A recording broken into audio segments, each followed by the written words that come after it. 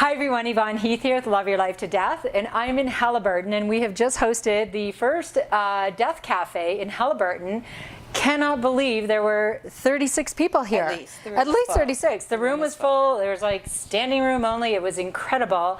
I would say we had an amazing conversation, don't you think? I enjoyed the conversation. Yes. It was helpful for me. Well, good. So Absolutely. This is Louise, one of the attendees. Yeah.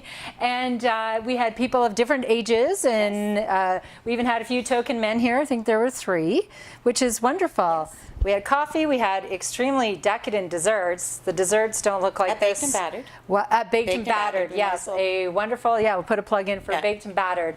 So, Louise, tell me what you thought of the Death Cafe, and was it helpful? Yes, it was helpful. I wasn't really sure what it would be like. I'd seen you speak before, and I was hoping it was along those lines. But it's a conversation that's really hard to have. For a variety of reasons, and as I told you earlier, we lost our daughter suddenly. Mm-hmm. I hugged her at 11:30. By 6:30 in the morning, she was dead, and you know, you're just not ready for that. Absolutely not. And in the house, I had my 2 young grandchildren with me. I think like 11 and 5 or something like that. So they saw her, they experienced all of that, with the 911 people coming and everything. And so it's something you had to learn to talk about quickly, because they lived with me. I had custody of them. Wow. And so we had to talk about it every day. And you know, whenever anybody was upset or wanted to talk about it. So we still talk about that. Good. But we haven't gone that next step. Well, what if something happens to your mom? Right. Or, so I have one daughter left.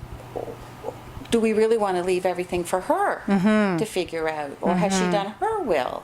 Because she has these 2 boys. Sure. You know, we've covered them off in our will in case we have custody, but she hasn't. So, right.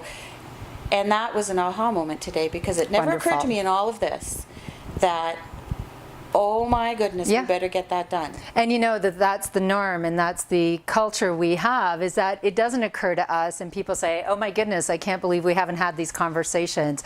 So I absolutely applaud you, first of all, for being here, for taking the reins, and for bringing that conversation in your family, and now you will take that next step, I'm sure. I'll make the lawyer's appointment. Yes, well, and that's what it's all about, right? And you're not alone in that. Many people, even if they go through things, it's still, we don't talk about it. So that is what my mission in life is, as well as the Death Cafe mission, which is John Underwood started this, and it's an international movement. So I think I'll be back. I think we'll have another Death Cafe here, and several. I think they will. I wish I had brought my daughter and the older grandson. Well, the there younger you go. one too, but he just wouldn't have, maybe behaved well enough for that age group. But he would. Some adults don't behave well either. He would have added his 2 cents too, because he remembers. Well, there you go. About it, so I encourage everyone. There's a Death Cafe website, www.deathcafe.com, and I'm thinking that maybe you can join us in Haliburton down the road for another one. There's another one. I'll be there. All right. Well, thank you so much, and